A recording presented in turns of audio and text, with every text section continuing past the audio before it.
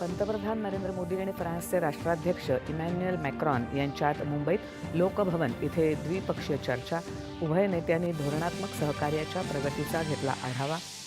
Bharat France द्विपक्षीय चर्चेनं उभय देशांमधील विविध क्षेत्रातील संबंध अधिक बळकट होऊन जागतिक प्रगतीमध्ये योगदान देतील, पंतप्रधानांनी व्यक्त केला विश्वास.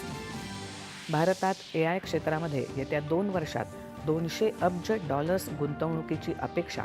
सेमीकंडक्टर संरचनेत जागतिक केंद्र म्हणून उदय होण्याचाही अश्विनी वैष्णव यांनी व्यक्त केला विश्वास. व्यावहारिक आणि लोककेंद्रित धोरणांमुळे भारत हा जगाचा विश्वासार्ह भागीदार. अलीकडेच झालेले व्यापार करार हे भारताच्या वाढत्या आर्थिक आत्मविश्वासाची साक्ष. एस जयशंकर. देशातील पहिल्या क्लायमेट वीकचं मुख्यमंत्र्यांच्या हस्ते उद्घाटन. शाश्वत विकास, हवामान कृती आणि सामाजिक जबाबदारी यांना एकत्र आणण्याची गरज मुख्यमंत्र्यांकडून व्यक्त.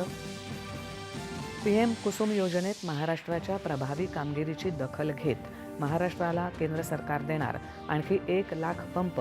केंद्रीय मंत्री प्रल्हाद जोशी यांची मुंबई क्लायमेट वीकमध्ये घोषणा. भारत आणि नॉर्वे यांच्यात शाश्वत सागरी संसाधनं आणि हरित अर्थव्यवस्थेवर दिला जाणार भर. नॉर्वेच्या अर्थमंत्र्यांबरोबर झालेल्या बैठकीत निर्मला सीतारामन यांनी मांडली भूमिका.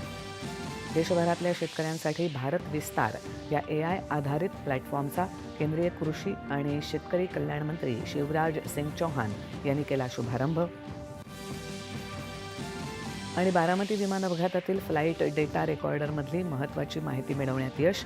मात्र जळालेल्या कॉकपिट व्हॉईस रेकॉर्डरमधली माहिती मिळवण्यासाठी उत्पादक कंपनीची मदत घेणार. नमस्कार, 4:30च्या बातमीपत्रात मी शिबानी जोशी